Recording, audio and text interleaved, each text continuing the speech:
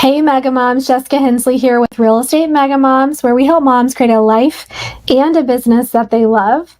And we have kind of an interesting topic today. Stefanie Stockberger, my partner here, we were just talking about why real estate doesn't matter.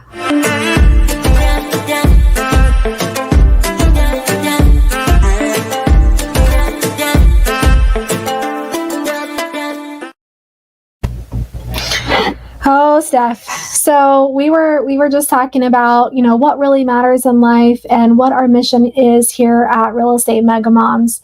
And if you don't know, the whole reason we started this group and community and program is so that moms can be more present with their kids. And if you do have a spouse, that you can be a more present wife, you can protect your family time, and that you don't have to choose between real estate and your family. You can put your family first, and real estate can fund your family's dreams and goals. But if you get a taste of success, and Stephanie, you and I have both been there, it is so easy to then put real estate as the priority and all-consuming, and to let your family go to the wayside, let your relationships go to the wayside. And so we want to talk about that today. That is so good, and that is so right. I think I've hit that time a couple times in my career, and you're right, it is all-consuming, and not even just financially, but I think a little bit of ego. Yeah. You just start feeling it. You're just like, oh, I'm good at something. People need me for something. You feel, empowered. You're knowledgeable. Everyone wants to feel that. And you can say you don't need to, but you do. I mean, and it's good. You need to feel needed. And I think that once you start feeling that, it is easy to lose yourself in it.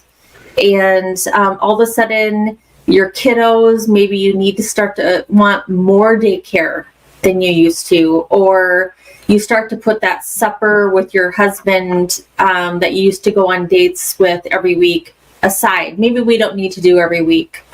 Or family dinners with your mom and dad. Maybe you don't do that every month anymore. Or maybe you don't take vacations in the summer anymore because it's your busiest time of the year.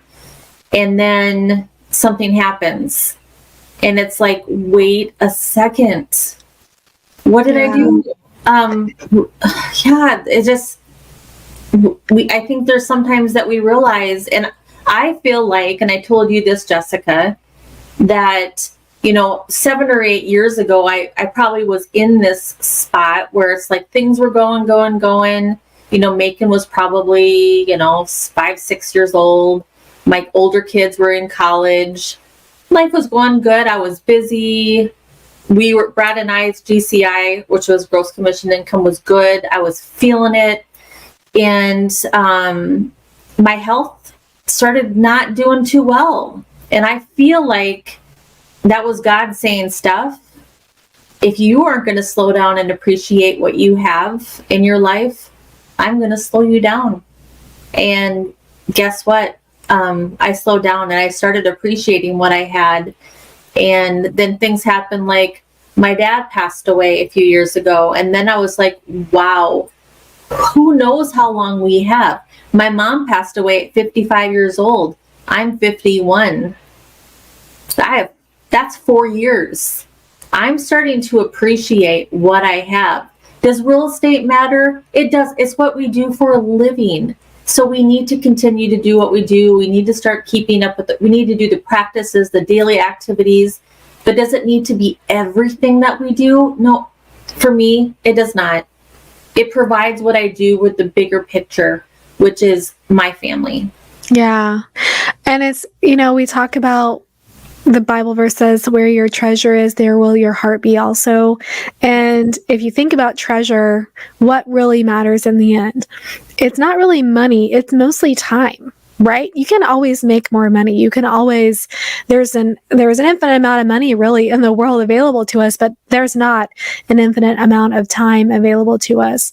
And as moms, we only have this season to have the kids in our household, and you're a little farther on that journey than I am, Steph. So you have adult married kids, and I remind myself that that's why we started Mega Moms. Henry was only 2.5 years old whenever I opened my brokerage, and the reason I did that, the reason my husband and I decided real estate was the path, was because it provided the flexibility for me to be present with Henry. Have I been perfect on that? Absolutely not. Absolutely not. My heart was there. I wanted, to spend time with Henry, but I will be the first to admit, when you are doing real estate and you are seeing success and you have a lot of transactions, it's so easy for it to become all consuming, and you're not checking it at the door. You're not clocking out at 4:00.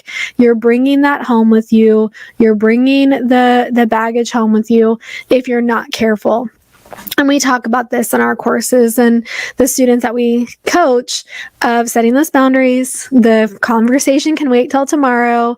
I have one older gentleman that I'm working with right now, and he's very kind, bless his heart, but he will call me at like 7, 8 o'clock at night and 10 times in a row. And so he's like, I really need to talk to you. And most of the time it's something that wasn't urgent, that could definitely wait. And so what I do is I actually don't answer, and I call him the next day, and he accepts that. And so I don't like doing that, but he's been made aware of, this is when I'm available, and here's what the next step is. This is what we're doing. And if he chooses not to respect that, I don't have to allow him in to my space. So if you think of boundaries, think of it like a fence. And maybe you have a gate, right? And someone saying, I want in to your world. I want to go through that fence. And so it's up to you. You are the one that has to open the gate. The boundary is more for us than it is for our clients, and what you allow will continue. And so in my little world, in my yard and the fence around me, my goal is to be able to be totally present, to help my husband with his tractor. And hey, right now we're in the summer and we're getting ready to cut some fields and all the things. But and I'm ashamed to say that there's been years past that hasn't been my priority. I've just been like, you know what? You can handle it. I have more important things to do.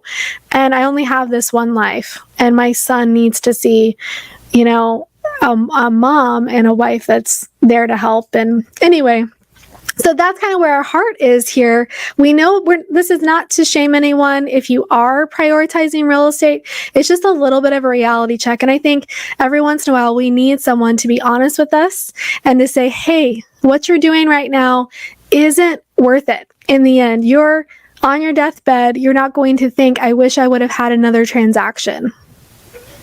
Right? Absolutely. Absolutely. I don't know if it was yesterday or the day before. So, my daughter, we were taking care of her cat the last weeks. Her and her husband were visiting her husband's family in Canada, and her cat got out of the house.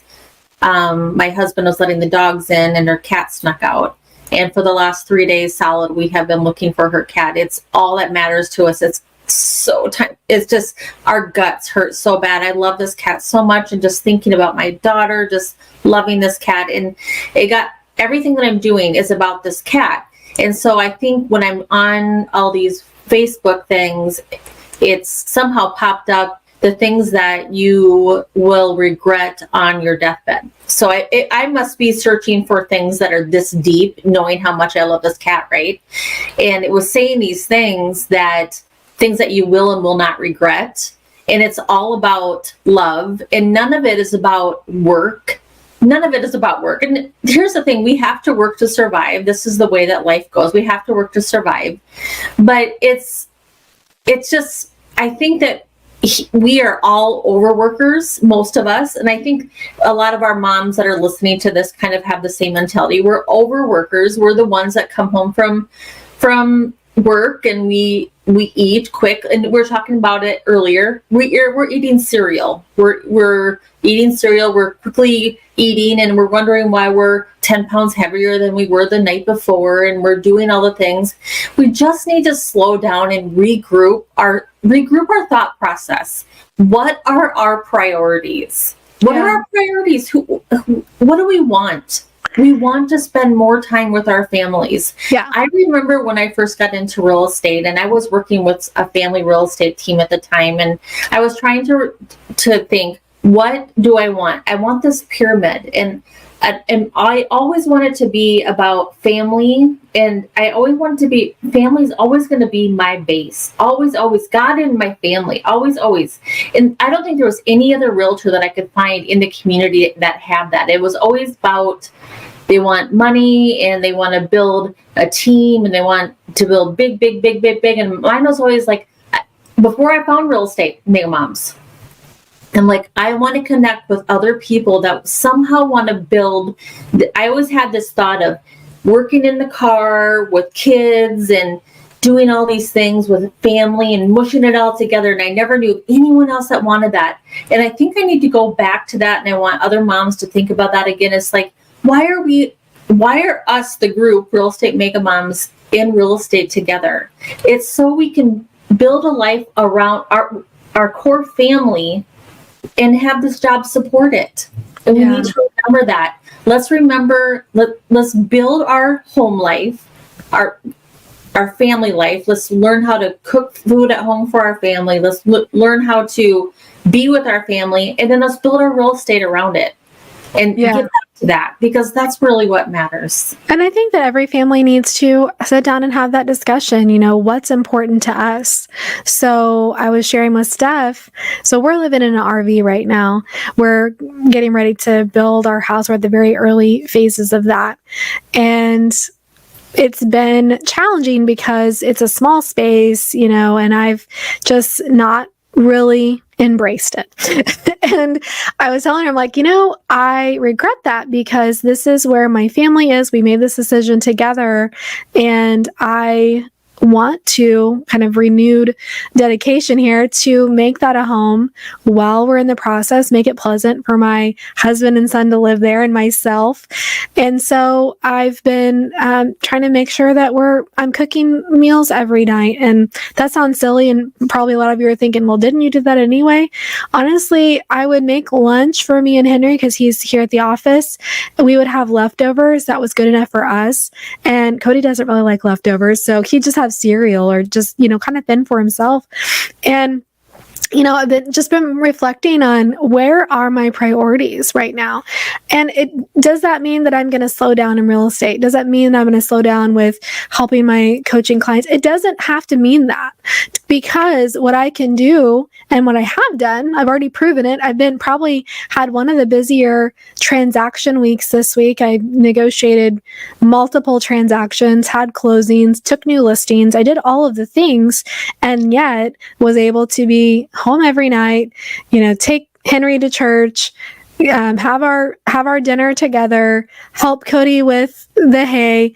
And I'm not saying that to say, oh my, look at me, I'm amazing. I'm saying that to say, I have failed in that area, to be honest, and I'm wanting to get back into it. And I know that is the heart of this podcast and this group, Real Estate Mega Moms. And if you've been following us for a while, I want to let you know, like, even me, I have fell off. It's so easy to get wrapped up in the projects. We're planning for Abundance Conference, and it's going to be so family focused and so amazing. If you haven't got your ticket, you need to go grab your ticket. We can't wait to see you and hug you. But there's a lot of planning and stuff that goes into that. There's a lot of things that go into running this coaching. And I will say, shout out to Katie. I had to give Katie, our integrator, props, because she's really taken it on as her baby, and she's propelled us farther than I could have. And that's a key too. And prioritizing your family is finding people you can trust to continue on what you've started. And then with real estate, with my real estate team, we are well over 100. We might be more like 115 transactions under contract or closed from, year to date. And that means we're basically where we were at the end of the year last year. So we are super busy, super successful. The micro team's going well. And my point in that is it's so easy to get sucked into it. And at the end of the day, more money doesn't matter. More businesses don't matter. More things don't matter. What matters is your family. And you can have both. We're real estate agents. I mean, how many times have we shown homes to people in all different price categories? And you can't pick a price category that's the happier person, can you? Isn't that amazing? It's, we'll show houses to $1 million buyers, and we'll show houses to $200,000 buyers. And it's like, which one's happier? Is the $1 million buyer happier than the $200,000? Never thought about that. I never thought about that. I think about it all the time. Every time I'm showing a certain buyer price range, and I'm like, everyone still has troubles. Everyone still has the same dynamics. Everyone still has parents or had parents that maybe they're taking care of. Maybe they're in the sandwich generation. It's all dynamics. And you can look at celebrities for that too, right? How many celebrities have so much money and have major life problems? We went to trade places with them. Problems. We are still people. And so, one thing I always thought too when I was younger is that I had to be perfect. I had to not ever tell anyone that I had issues or problems, or I had to appear perfect. I never could say who I was. And that the older that I'm getting, it's just no, I do have things and whatever. And it's it's a relief not to pretend like I'm always perfect. And I don't know why I always thought I had to, but people are people. We're human beings. We have issues. It's okay to just be a person and a human being. And we're going to have things. And you don't always have to be perfect. And you don't always have to be the best. You don't always have to have the award. You don't have to kill yourself to do it. And you can take care of your family first before you get the award. If it comes down to that, it's going to be okay. And I think that we get that in our head about being perfect or getting the award because we're tying our value to that. And I remember that the speech that I gave at our last abundance conference, I shared, really, and it's a reminder for me too, your worth is not defined by how many transactions you close or how much commission you make. And I do think part of our worth, because it's ingrained in who we are and who we know we want to be, is our family. If we are showing up for our family, raising the next generation to be good humans and modeling good relationships, that can be associated with your work. If you're doing everything you can in that area, I'd say that's very worthwhile. But the next transaction isn't. So here's my takeaway here. What I want you to get from this conversation. I am willing to bet there's somebody that's listening to this that is in the same situation. You've been sucked in to your real estate duties, to keeping up with your clients, to feeling like you have to be all things to everyone except your family. They're the ones that go on the back burner. They're the ones that you're at the dinner table texting and just I just got to respond to this real quick. I want you to have a true assessment and ask your family what's important to them. How can you show up? Because here's the other thing. We can only control ourselves, right? You can only control how you show up in your relationship. And I do believe that the wife and the mom kind of sets the tone for the household. And if you come home all stressed and, irritated and you had, oh my gosh, I'm running all over the place, right? You're going to create stress and anxiety within your household. So ask your family, how can I show up here to better serve my family? What is important to us? And if that's nightly dinners, if that's going on a walk, if that's phone goes off at 7 p.m., I mean, whatever that is for you. And I'm not setting those boundaries for you. I know there are some nursing mamas that maybe they want to be more available during the day to their babies and they can work more at night. Totally get it. So whatever that is for you, you set the boundaries as a family, and then you start exercising that no muscle. Okay. The no muscle, what I mean by that is you can tell a buyer, no, I'm not available to show you a house 30 minutes before you want to see it at 8 p.m. Right? You can set up systems where your clients know this is when you're available, this is how you book a showing, this is when you're going to hear from me. They will feel better and more served by you when you have a plan and you're leading that relationship, both buyer and seller. And you don't have to take every opportunity that comes your way. If you have somebody that you feel is unrealistic, they're not willing to work with you, they're not willing to take your advice, it's okay for you to say, you know what, we're not going to be a good fit, and have them work somewhere else. And I know a lot of you, Steph, maybe you can share about this too. A lot of moms that are maybe listening like, well, that sounds well and good when you have 100 transactions, but I just got to pay my bills. So I need to do what I have to do to pay my bills. Well, here's the other thing. Visit your calendar. What are you doing with the time that makes sense for you to work? And, part of what we teach in the 6 foundations is how to set up your calendar. We call it your perfect week. And it doesn't mean it has to stay the same every week or that you're never going to fall off. But your perfect week is where you can make 100,000 in a year and you can work while your kids are in school. So between the hours of 9 and 3, and maybe there's an occasional evening appointment or occasional Saturday appointment, but I know you can do this. I know you can because I have structured my business this way.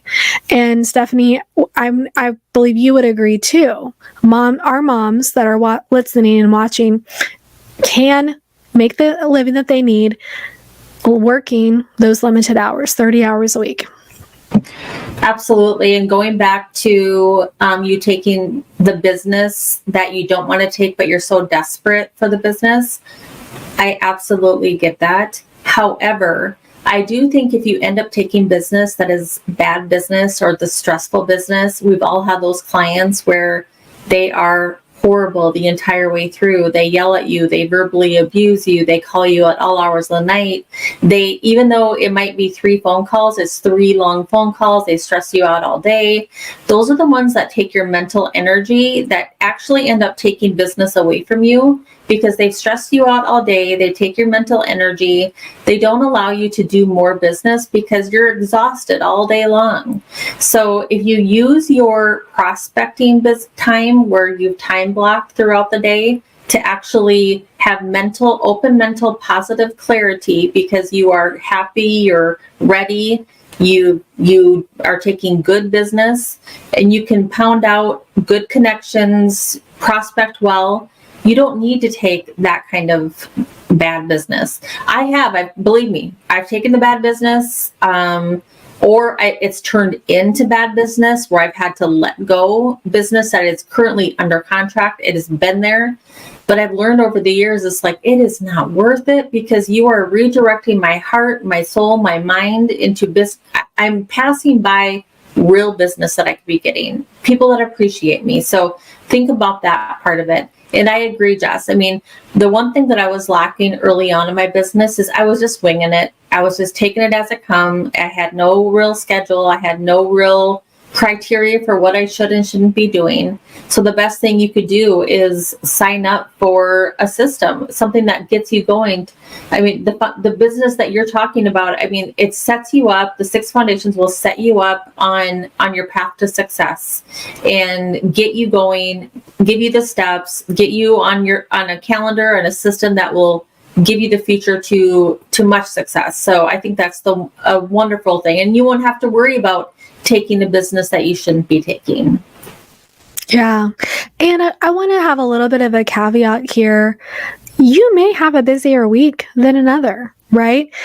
When we say prioritize your family, set up these boundaries, I believe that if everyone can consent, especially your spouse, to, hey, this week's going to be a little heavier because I have these 3 buyers that are in town that want to see houses. This is the only time they can do it.